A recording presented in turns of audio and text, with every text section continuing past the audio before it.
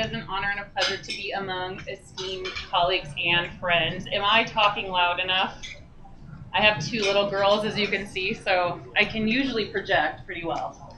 So these are, yes, our two girls. They're now 2 and 4. It's Elise and Olivia. And it's amazing how fast time has been flying, as I'm sure all of you can relate to.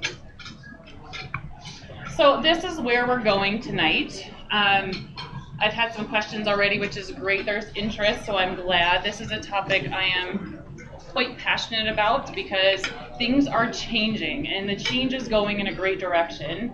We're talking about kind of our prior thinking on amblyopia, what's new with research, what research is showing us, and that's the exciting part. And as primary care optometrists, or if you want to delve further, what you can do. And the great thing is what you can do is helping your patients to a much further extent than what we kind of currently have now. And if we're helping our patients more, it's also helping us.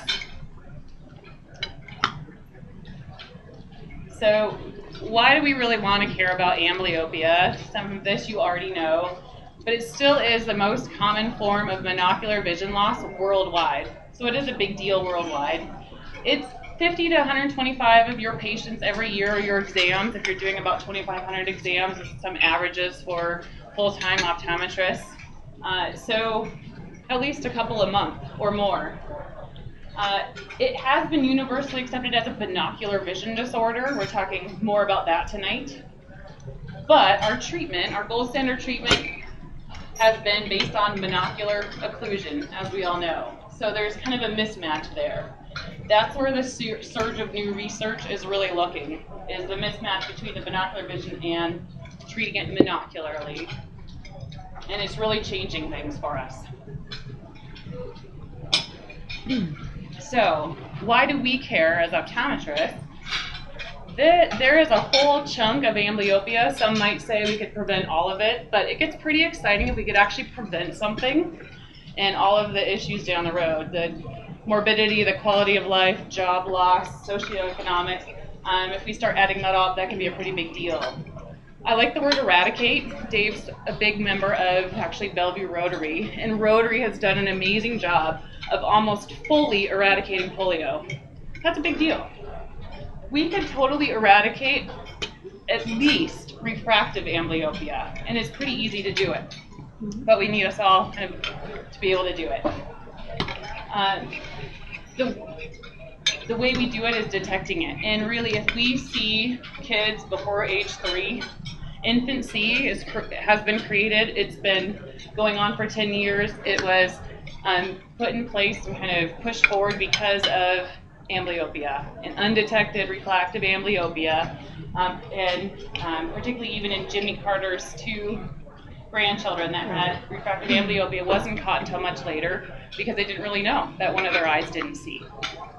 It is detectable and it's treatable, and the treatment's getting better. I promise. That's what we have tonight. And then we can enrich lives.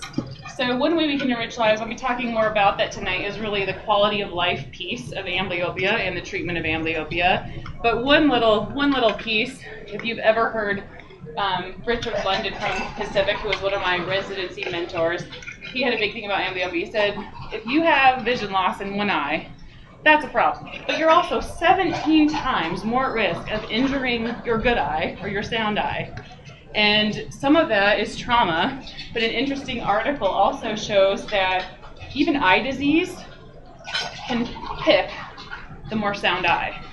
And I don't know why, but I think that's really interesting. So, unfortunately, Andrea isn't here. I told her, she knows I'm talking about her, but she recently sent a baby over, and it was a 9-month-old. I think Andrea's awesome. She's doing infancy. She's already preventing and detecting.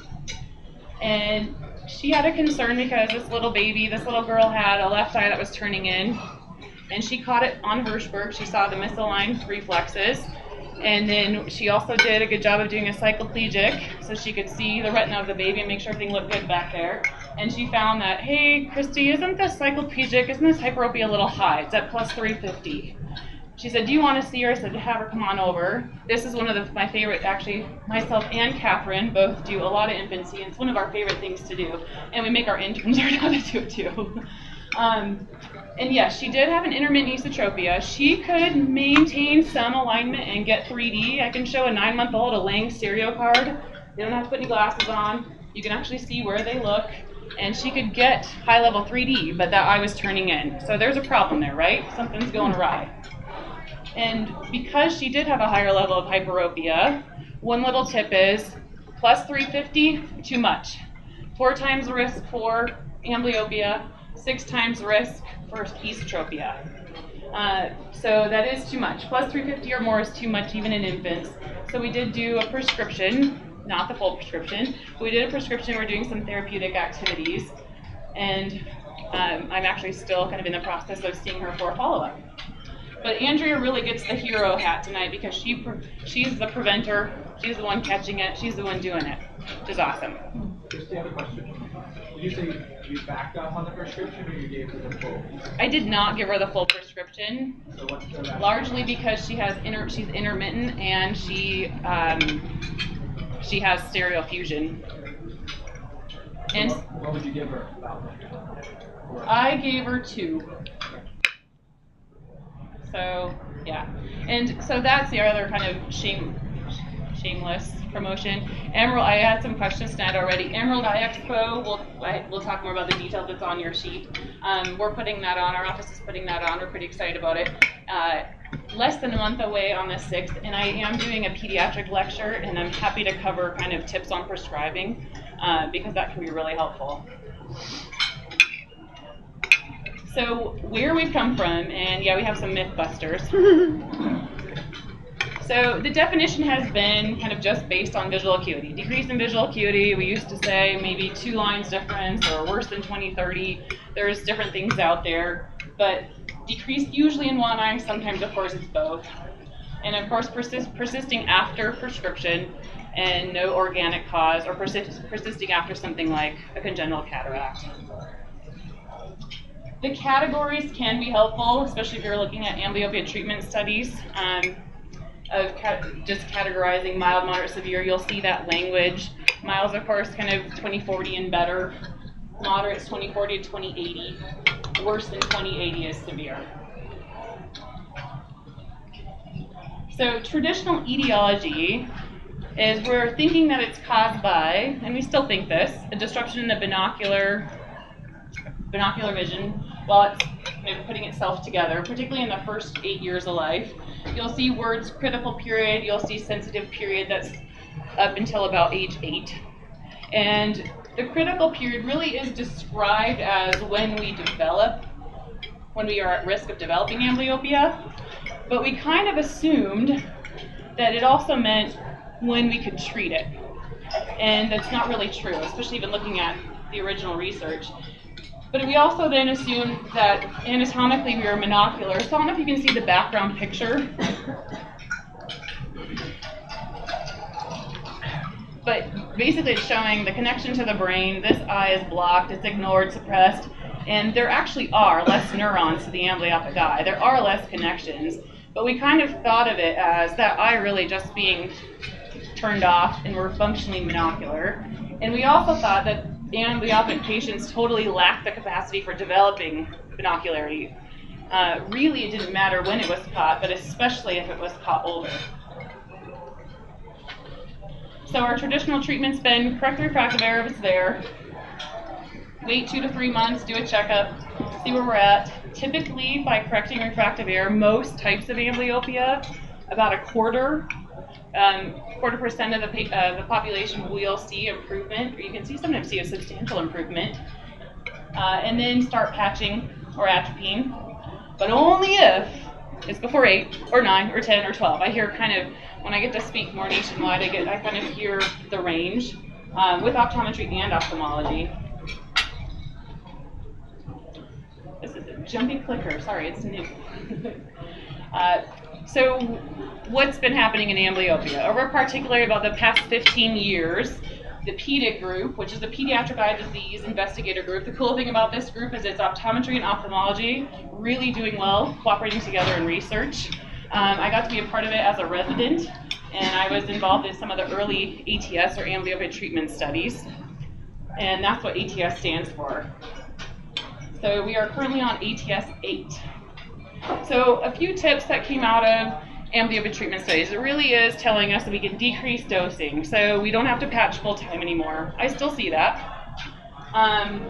but meaning I don't do it, but I still see it out there. We don't have to patch full time anymore, and that was particularly the first couple of studies. It's 2 to 6 hours, depending on mild, moderate, severe amblyopia factors, and it's actually really easy to get a hold of these papers. They have a whole website. You can really easily view the research.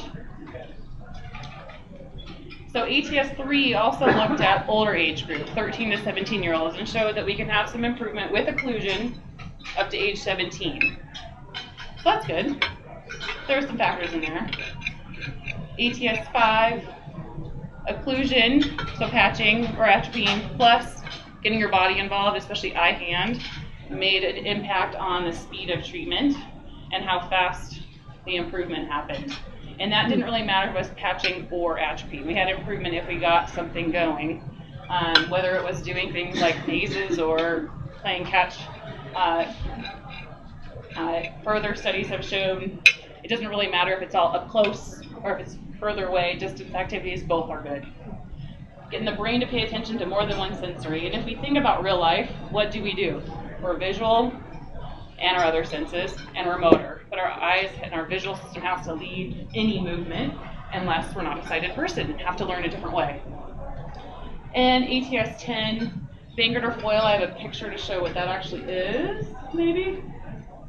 A Bangert or foil is a blur patch, and you can get them at different levels of acuity. And it's real nice. If you can see, my picture is showing up a little darker. Basically, it's a clear-ish patch. And you can set the acuity level, and it sticks on the back of glasses, and it can be a really, really nice way to improve compliance.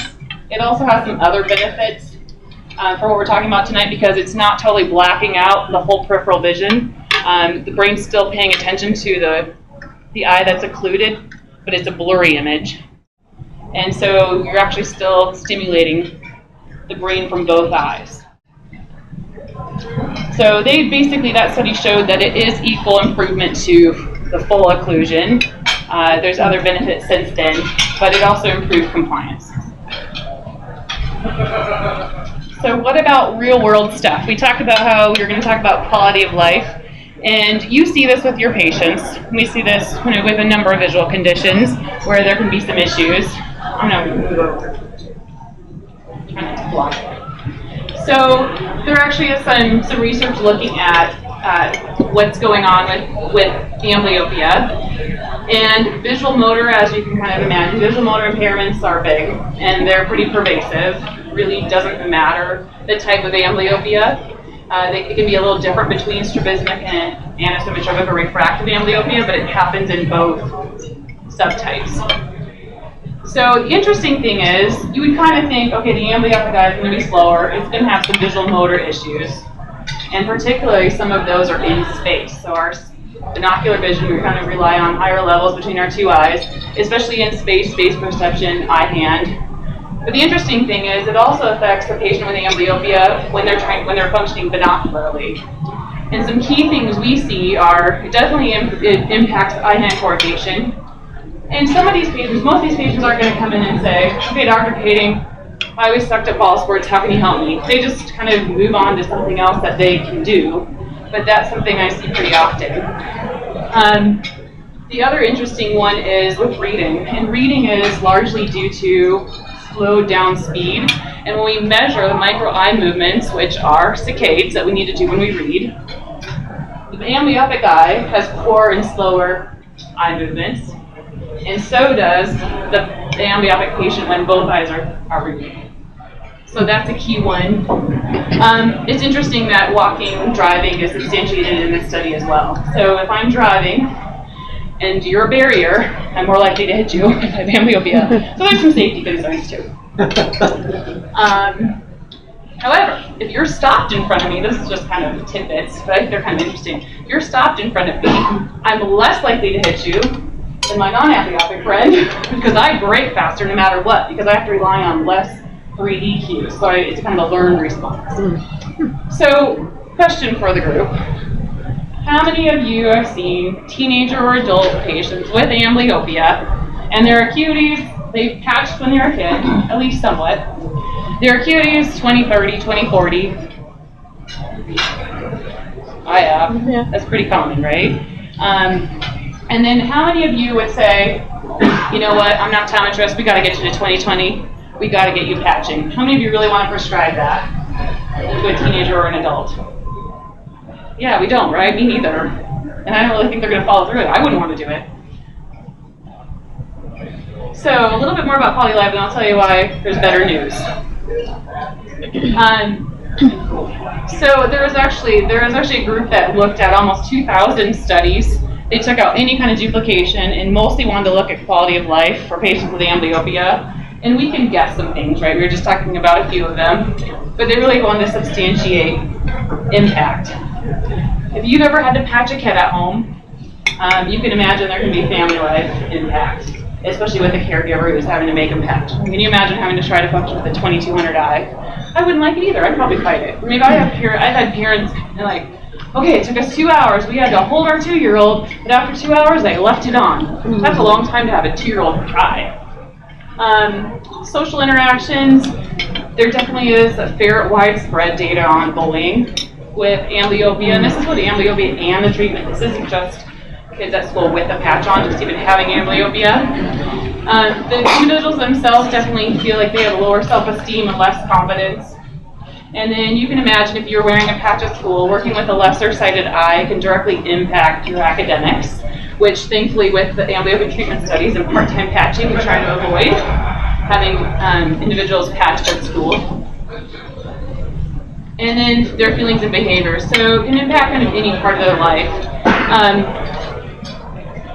This is Jillian's story is the book I'm showing here, and her story, she actually wrote it, her and her mom wrote a story about her life with amblyopia and how her life changed with treatment, and I'd be happy to send it to any of you.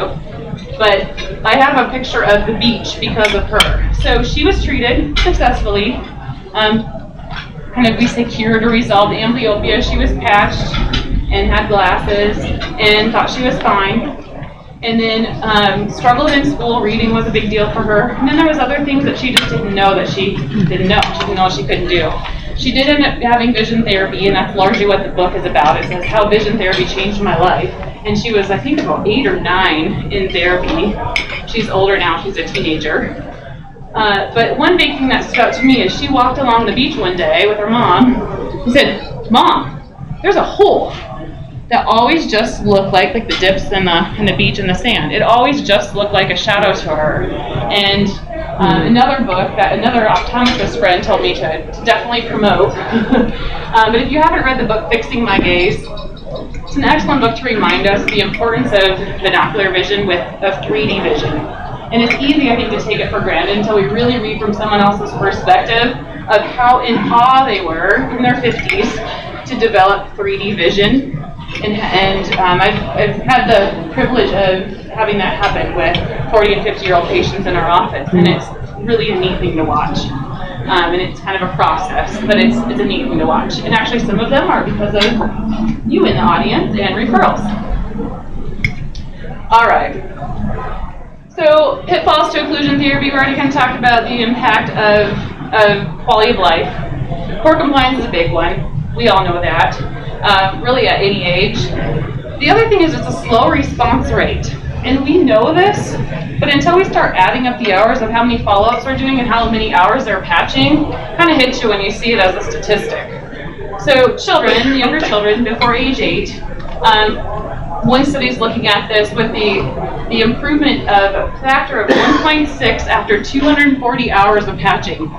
So 1.6 improvement, but it's equivalent to patching 4 hours a day, which is a common amount of patching for a moderate amblyopia, 7 days a week, which most of the time patients don't do, for 2 months. And we have a factor of 1.6 improvement. So kind of let that simmer because I'm going to be showing you some other kind of improvement speed.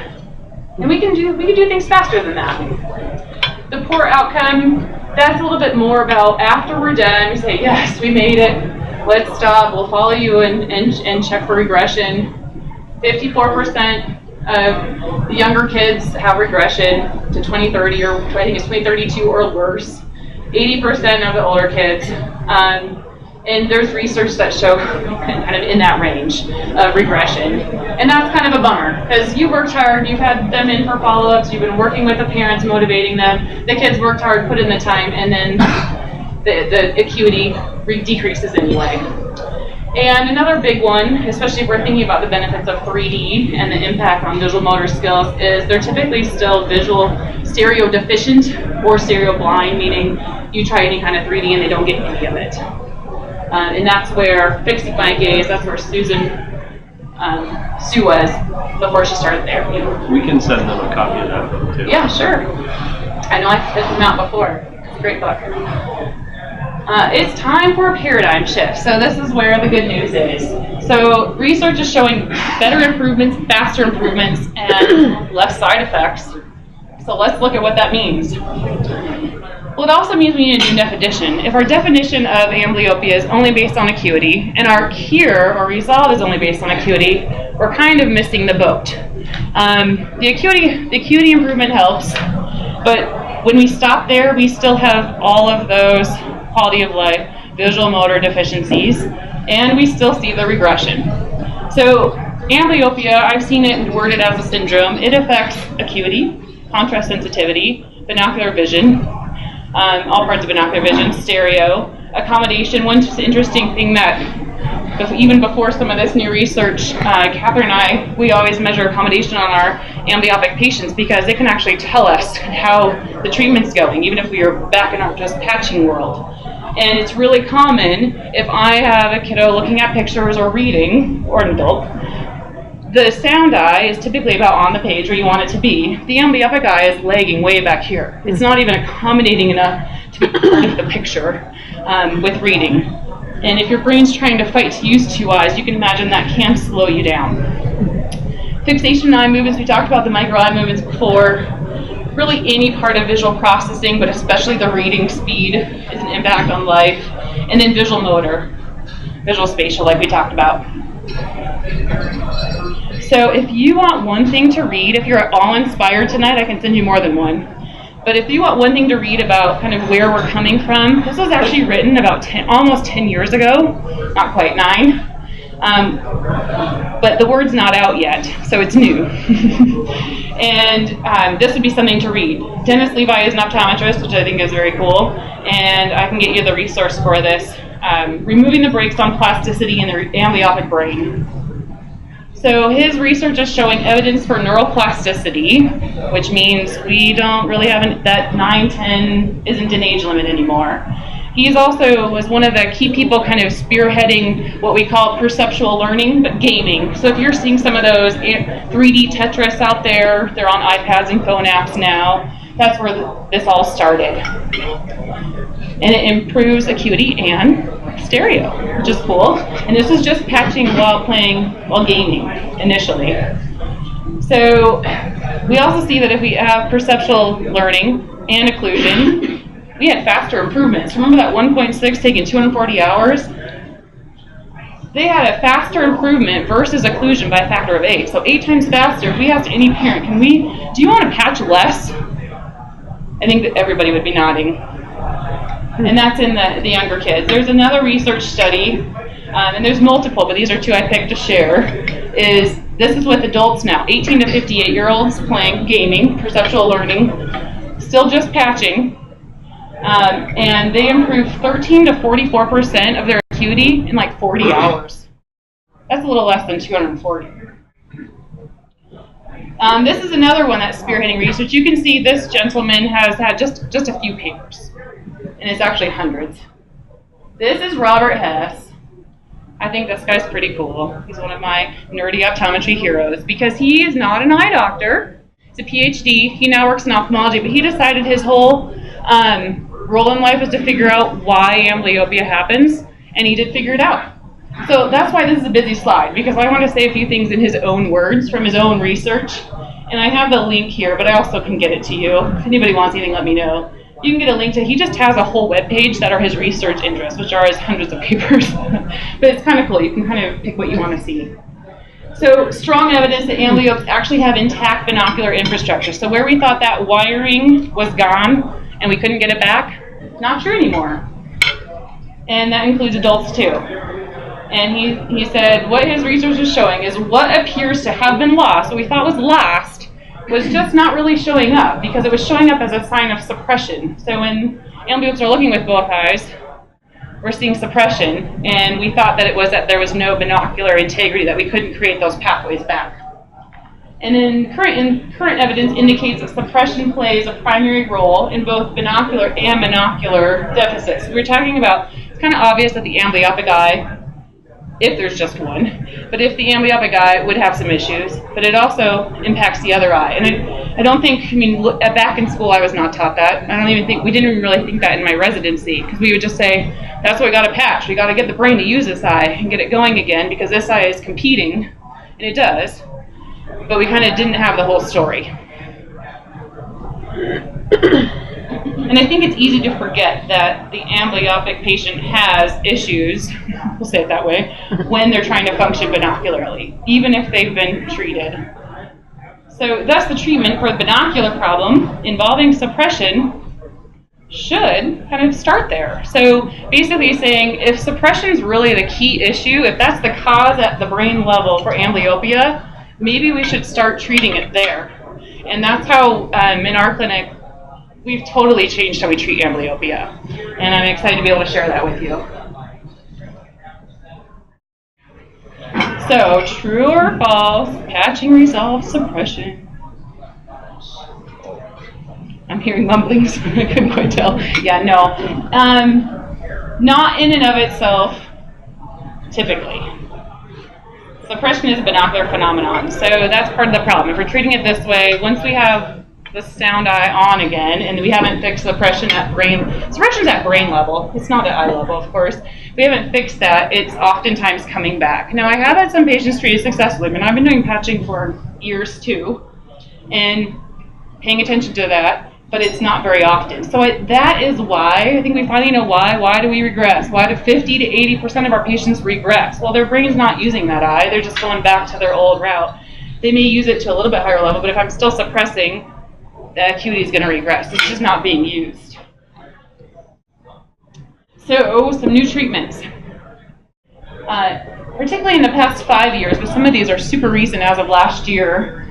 These ones are iPads and 3D movies as part of our treatment. Who wouldn't want to do that versus patching? All right. So 3 to 7-year-olds, they're playing the iPad, they're getting better. Hey, great. They did actually, for study purposes, do sham iPad, just in case it was actually the iPad doing all the work, but it wasn't. They're playing 3D binocular games. And they had groups add patching on. Did the patching help at all? No. So it was really the binocularity in the 3D iPad games that did the work. Adding additional patching did not improve at all. This is a cool word, dicoptic. This is really smart people that can modify 3D games for a really nice study. They actually had it to the point of being able to modify the contrast by 10% down to 10% increments, but that's not something we would do too clinically. But looking at the kind of the baseline studies, looking at this was started by Eileen Birch because she wanted to look at, okay, Tetris is great, but 3-year-olds aren't going to be able to play Tetris, so we need some other options here. So they wanted to look at 3D movies, modified to be seeing right eye, left eye, and they did a really short one. They just wanted to see, is this a feasible treatment? 2 weeks later, they had 2 lines of improvement. That's pretty fast. And yes, it's a treatment option for children is what they wanted to figure out. Have you all seen kind of some of those things going around, the 3D Tetris? It all started from my nerdy hero. He created spalling blocks for the initial studies about 10 years ago. And there's more things coming out now, thankfully. We need more options. So the PDIG study, the Amblyopia Treatment Group, and one of our own, Vivian Mann, over at Seattle Children's and UW, she is spearheading some of the protocol with Jonathan Holmes. Jonathan Holmes is awesome. He's an ophthalmologist, but he has been involved with amblyopia and all the PDIG studies from the beginning. Very passionate. I got to hear him lecture about amblyopia last year. And they want to look at, because of this research, it's time to do a study on it. And they do multi-center studies, they do double-blind, they do really good work. But they want to look at the iPad binocular gameplay, 1 hour a day, 7 days a week, versus our standard occlusion therapy for 2 hours a day, 7 days a week. And they're doing a more children, kind of preteen group, 5 to 13 on purpose, and they're doing a teen group. And they want to see what happens. They really want to make sure that they're actually already kind of presupposing that in a teenage group it's going to work better than patching. We already kind of know that. But we need to actually see the data, and that's going to be coming out in 2017. So, paradigm shift. I'm hoping that with my esteemed colleagues in the group and in our greater area that we can actually move forward faster with amblyopia, with this new research, than typical. Typical medicine is research comes out, it takes a whole generation for things to start changing, and that's not just eye care. I think we can move faster. I think optometrists, we can look at research and start looking at clinical. I think we want to know what's best for our patients, and I think we think functionally, and functionally these types of things are making sense. So this is what our goals are for our patients with amblyopia. We want to have them seeing 20/25 or better. We want stereopsis. So this is on your stereo card. This is level 5 typically, depending on if you have it out of 9 or 10. So dot number 5 or dot pattern number 5 or better. Visual information processing, including the reading, because those micro eye movements need to be improved. And the reading speed needs to be improved, as well as the visual motor. So we were talking about that can really impact quality of life. Visual motor improved. I have one patient who actually, I'll talk a little bit more about my paradigm shift, but one patient who I wouldn't prescribe vision therapy in my old hat. My new treatment hat, talked about it with Mom a little bit more. She was 20/25 already. She wasn't suppressing. So check, those are 2 key things. But the biggest things were the visual motor. Mom said she's always been clumsy. She's always bumped into things. She's always knocking things over, and she's like 9. That's one. In her handwriting, she hates to write. Like it's impacting school. So visual motor for her was the key with her quality of life of why we're doing more aggressive. And it's kind of fun when patients and moms are actually asking you to do that versus having to make the recommendation and hope that they say yes.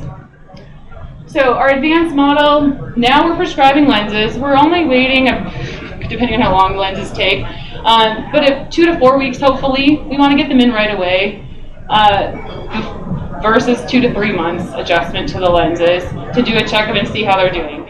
And then we're talking about intensive binocular treatment. I'll show you what that means. So we want to get down to that suppression area. We want to build 3D, and that's the first phase. And second phase, then we're looking at, okay, accommodations back here, that's not good. Ocular motor, those micro eye movements aren't good. We can work on that, and the binocular at a little higher level. The third level is kind of like the kiddo with the visual motor. That's coming in kind of along the way, but especially the patients that have visual processing, visual perceptual, visual motor, that needs a little bit more time. So that's phase 3. If you went to Pacific, you probably heard of monocular in a binocular field, or MFBF. So we do a lot of this now. So this is cool. I tell parents this is modified 3D. So we can modify the 3D instead of patching. If I can modify the 3D to give the amblyopic eye all the detail of the task, whether it's having them look at detail, because we want acuity to improve, or whether it's having them get their body involved, because we want the visual motor to improve, we want the brain leading with that amblyopic eye. And we can actually break suppression this way, so we can modify it with pretty simple things like filters and polarizers to give the amblyoptic eye more of the information, more of the detail of the task. The other eye still gets information in the background. And does this make sense when looking at, this is a red filter that they would put over their non-amblyoptic eye. If I'm using a green filter over something, it could be as simple as they want to play a computer game at home. I put a green filter, at least on part of their computer screen. My amblyoptic eye can see everything about computer game. My non-amblyopic eye now is blacked out for anything that's behind the green. Does that make sense? So my non-amblyopic eye is getting blocked off some of the detail, but still can see body, can see the background, can see part of the screen, or we can do it the opposite way with different colors. So we can utilize this in a lot of different forms in therapy and having patients work on it at home to decrease those suppression pathways and start building 3D. And it can happen pretty fast, which is pretty cool. This is another one with a Munchkin that is kind of doing a cool touch screen. This is a big TV touch screen, and it can have modified colors. This is red, blue, and same thing. We can have the amblyopic eye seeing more detail than the non-amblyopic eye. And if they have amblyopia in both, you can, of course, switch it back and forth. And this is, of course, getting the visual motor eye-hand system involved. This is simple 3D card game where we're looking at detail. So we want the amblyopic eye to push detail, see it, use the fovea. They're playing a game which is visual motor and detail. It can actually be a little bit more fun with a family at home than catching. A lot of binocular stimulation. So this is a computerized version that has a lot of simulated levels of different types of stereo. And it's liquid crystal glasses, and you can do it at distance and near. And that's really great to be able to modify. Of course, 3D movies. So part of their home work is watching 3D movies. Not too bad, right? 3D pictures, all of that is driving, building that binocularity, building more the eye teaming in the first phase versus just building monocular cues. This is another one that was created for amblyopic kids, especially younger kids. It's a series of games that you can put in monocular function and binocular field. So you can put it in the modified 3D. You can tell it which eye. There's anything from Penguin Peak. There's skiing. There's penguins that are skiing. So there is some eye-hand component, and there's some detail component. And that's something easy to do at home. As we're talking about the iPad games, so I'm seeing them now that can be pretty much any platform. They can be on our phones. This is one, you shoot the bubbles. This is one where you have to fly the bird through a series of mazes. This is kind of the standard Tetris, and a lot of them are based on red, blue, or red, green, as you can see. And a number of them you can actually modify the contrast. So you can set the contrast if the amblyopic eye needs more cues or less. And then building depth, stereo, biofeedback cues, getting the brain to pay attention to both eyes. This is one of the standard traniglyphs, red-green. He's wearing red-green glasses, stimulating both eyes. Another one is part of kind of the 3D system. She's doing more distance work with high-level 3D, and you can do base out, base in, base up, base down, all of that. So a little bit, getting to be a little bit higher level here. And it's really nice. It's really nice to have the liquid crystal. I'm thankful for our 3D research out there in the world because it's giving us better toys and much more detailed impact. This one is an older one, but it has really high level 3D. It's random dot stereo, so he has to do high level to be able to actually be able to see the target. And more visual motor. This is binocular, both eyes, kind of later phase, eye-hand, visual motor integration. So, what if you don't have a therapy room and don't want to have a therapy room?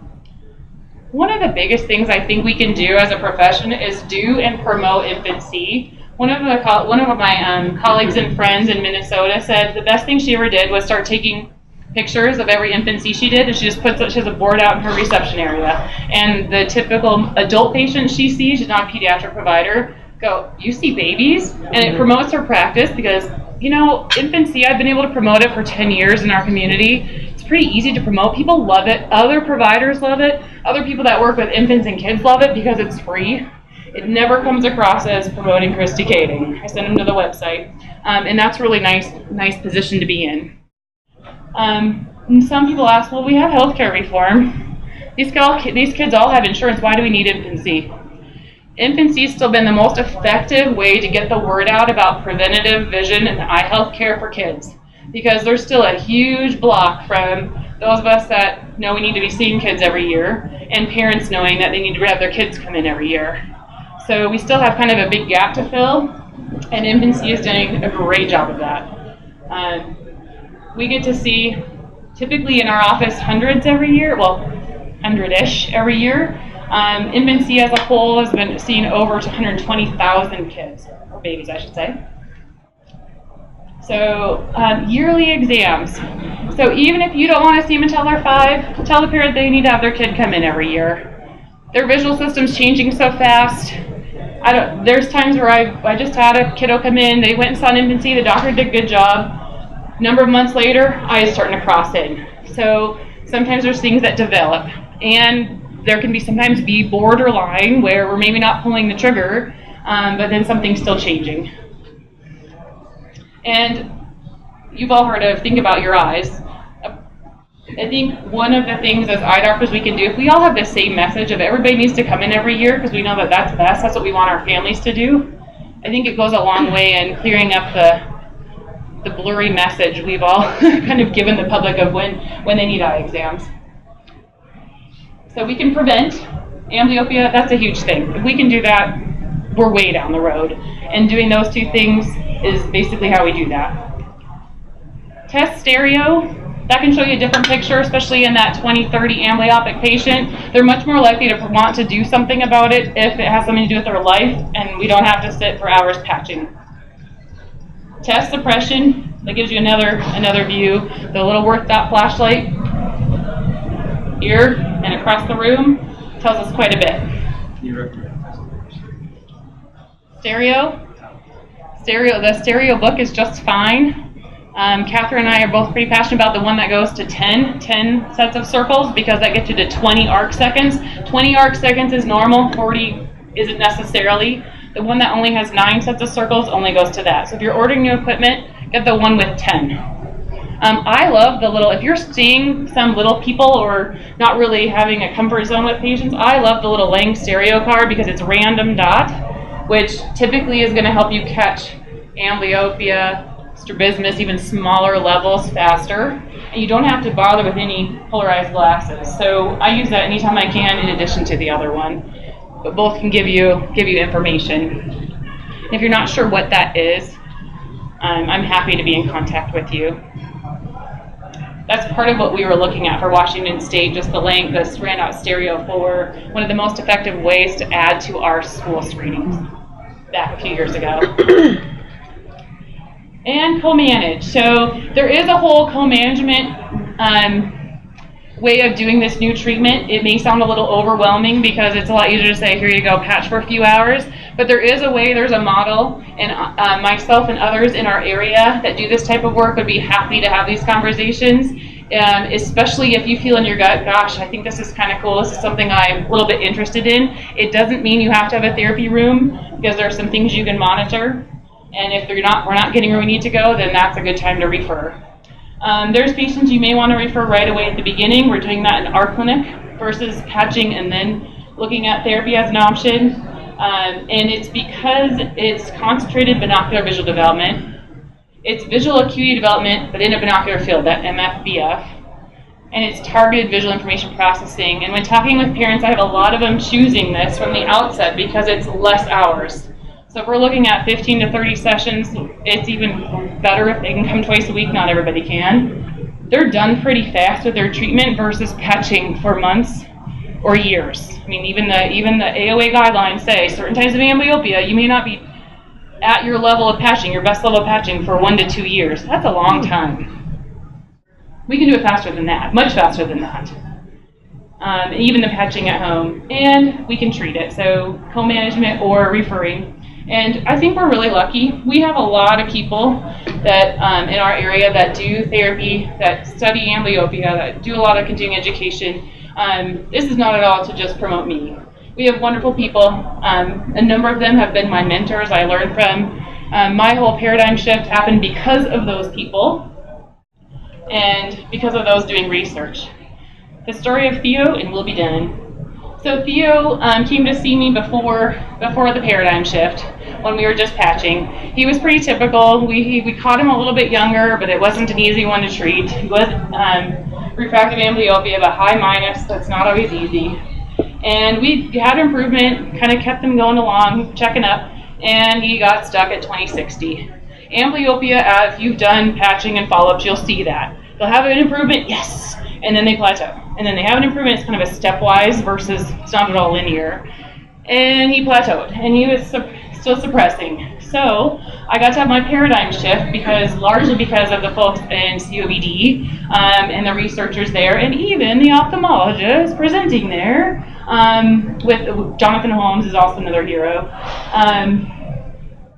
And really kind of had this new research click and came home and started doing things differently. And he really wanted to play baseball. His worst amblyopic eye was his left eye for batting, and that was not going well for him. He did binocular therapy. We were able to eliminate his suppression. He's seeing 3D, and he's now playing baseball, and that makes my heart happy. And it makes him happy. And he was really happy to not have to do much more patching to get there. That is the story of Theo. Excuse me. So, our new treatment summary. No age limit. I've treated in their 50s. I have colleagues treating 60 and 70-year-old patients that want to improve something in their life, and they're doing 3D treatment. Occlusion is really limited. Typically, the actual occlusion happening is a modified 3D, or if we're occluding, we're doing it for during an activity. So it's limited typically to minutes, it's not hours. No emotional trauma. That showed up in a lot of research. No greater risk of injury with this type of 3D treatment. It's definitely more enjoyable. We know by brain research studies that we're actually enjoying ourselves. We actually learn faster, and it helps with compliance. Suppression can be eliminated. What do we think about regression if we can eliminate suppression? Does that kind of make sense? The regression kind of is going to fall away, I think. And there is potential to create quite a bit of stereo.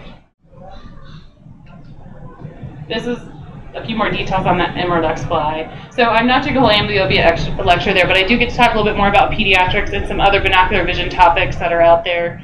And if you have any feedback on what you want me to talk about, I'm happy to do that.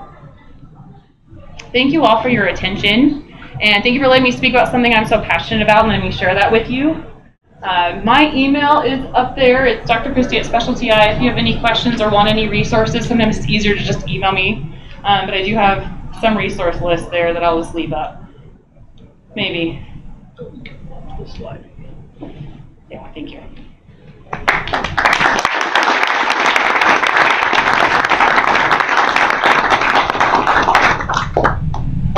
Yeah, John? In your ATS-10 study, you mentioned that oil that you guys been using. Can that be used in conjunction with the Amblyopia? Good question. So he's asking about the Bingerdorf oil. That's one of the names for the blurring patches that you can set to a certain blur level, and asking if you can do that. So that's something that in and of itself, it kind of is a little bit of monocular function in a binocular field, because you're kind of taking away some of the detail of that eye. So it is kind of a partial monocular function in a binocular field in and of itself, which is why in our clinic, if we are doing some occlusion, we're typically doing that. So that's a great question. Is that answering your question? Sure. And then furthermore, if you were to do that, would you start off with a low rate of blurriness in that good eye, or do you start off full and then deeper off? So depending on where the amblyopic eye is, but typically you want at least 2 levels of acuity worse than the amblyopic eye for the sound eye. And then you can bring it down, but you're usually keeping 2 levels in between to keep that detail going to the amblyoptic eye. So if the amblyoptic eye is 20/40, you typically want a blurring patch at least at 20/60 for the sound eye. So yes. So it's partial binocular function, binocular field. It's not pushing, it's not quite all the detail, but like the iPad games are much better and faster improvement, but it is a better way to occlude. Yeah. Do you have an iPad game that you recommend to download? So a couple of the pictures, you can actually, one that easy search is Lazy Eye games, or Lazy Eye iPad. There's a number of them out there. There's the Tetris, and there's some that are phone apps as well. Yeah. Do you ever use a contact lens to blur the non-amblyoptic eye? Not very often. I think it just hasn't come up as often, but sometimes we've looked at it for adults, and had some adults ask about it. So not very often for kids. It's a good question. It's definitely an option. You just have to make sure you blur it enough. Yes. Maynard, did you have a question? Yeah, are you still catching David at home? Yes. He gets everything tried out on him. No. Yeah. So there's a Nintendo 3DS game that an optometrist developed. That's pretty cool. It is 3D, requiring it's got like 5 or 6 games, and you can get it off Amazon for like $30-40. Yeah, that's a good one too. Quick question. Mm-hmm. Was there any regression percentages on the 3D games? No. Any of them regressed at all? No, but so the question was, is a regression on the 3D treatment? The 3D treatment is really important because the whole goal, and that's where I'm happy to host a seminar in my office, but that's where I think further conversation is needed. Is if you're wanting to get into this and kind of change your treatment, there is a protocol that you can follow, because when you're treating 3D, that's what you're looking at. You're measuring stereo and you're measuring suppression. So if we're breaking those, I think theoretically a good leap would be that we're really not going to have any regression. But I know that that's partly what the ATS, the amblyopia treatments of the 18s, is going to have as one of its outcomes. So no regression shown. Yeah. Are you looking at refractive and strabismic amblyopia in all of these? Yes. So the amblyopia treatment study is they're mixing everybody in. They're mixing amblyopia and refractive all together and doing the same arms. You've got a difference in regression based on what their etiology is? So not with the binocular treatment so far. So most of the studies we talked about tonight, we're lumping in strabismus amblyopia and refractive amblyopia. Strabismus amblyopia can take longer, but and there's a few more steps in the treatment, but we can build the binocularity and the 3D. Yeah. But they are lumping it all together for the ATS 18, which is kind of cool. And a lot of the researchers have been already. How significant, you talked about the accommodation and the amblyopia. How significant is that correlation?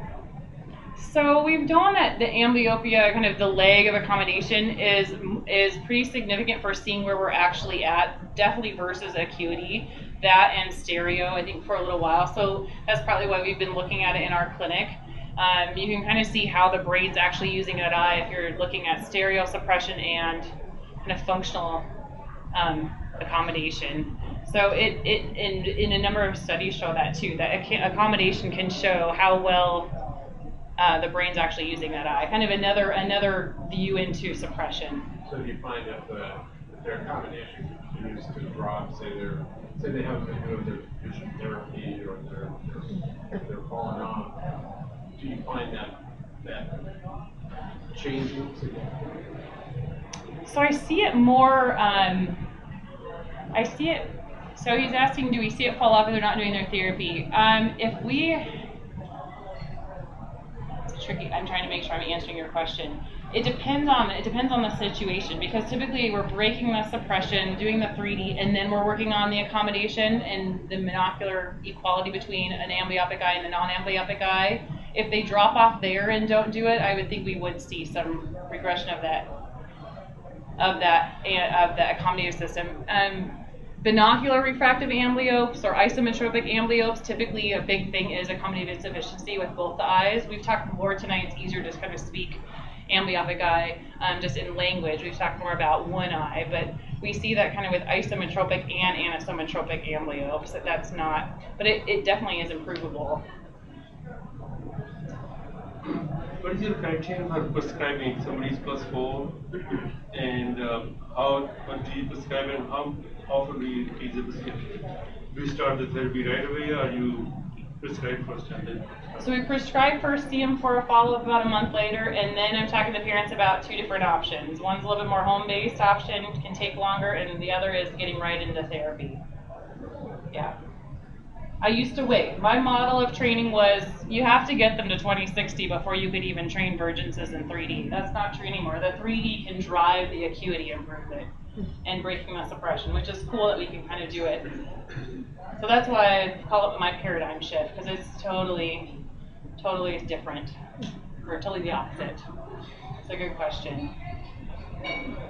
Yeah, so I've had some questions tonight about prescribing. I don't claim to be the only guru there, but there is some good research out there on kind of tips for prescribing for kids and kind of at different ages. There's some nice tables, and I definitely will be including that in my pediatric lecture on the 6th. Because those are great questions. If you have a specific question, please email me, Catherine, Dr. Shin at specialty.com or Dr. Kristi at specialty. I'd be happy. These are conversations we love to have because this is what we're passionate about, and we appreciate your interest. I think Brian has a little bit more of the business meeting to get to, so I will let him do that. But if you have further questions, feel free to email me. Thank you all.